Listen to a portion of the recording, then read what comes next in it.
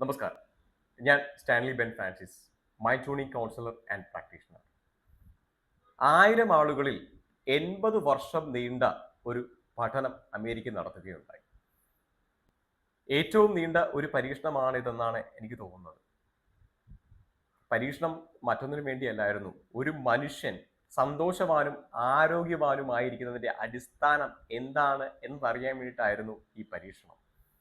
അങ്ങനെ 80 വർഷങ്ങൾക്ക് ശേഷം അതിന് ഉത്തരം കണ്ടെത്തി.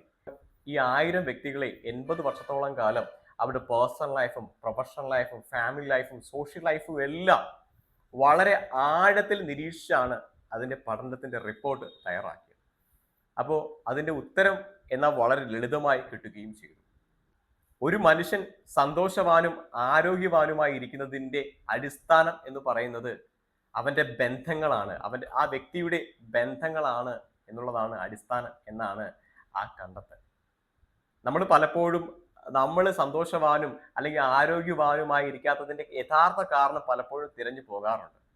അപ്പൊ അതിന് യഥാർത്ഥ കാരണം എന്ന് പറയുന്നത് നമുക്ക് ചുറ്റുമുള്ള ബന്ധങ്ങളാണ്.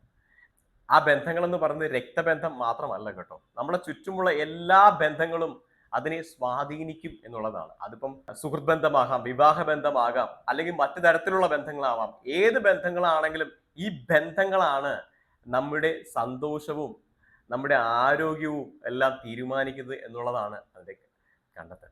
സോ അതുകൊണ്ട് എപ്പോഴും നമുക്ക് ചുറ്റുമുള്ള അങ്ങനെയുള്ള നല്ല ബന്ധങ്ങളെ ഒരിക്കലും കൈവിട്ടു പോകാതെ പിടിച്ചു നിർത്താൻ വേണ്ടി നമ്മൾ ശ്രമിക്കുക തന്നെ വേണം. അത് മറ്റൊന്നിനുമല്ല, നമ്മൾ ആരോഗ്യവാനും സന്തോഷവാനുമായി ഇരിക്കാൻ വേണ്ടിയിട്ട്. അപ്പോൾ മറക്കാതിരിക്കുക, ജീവിക്കേണ്ടതുപോലെ ജീവിക്കുക.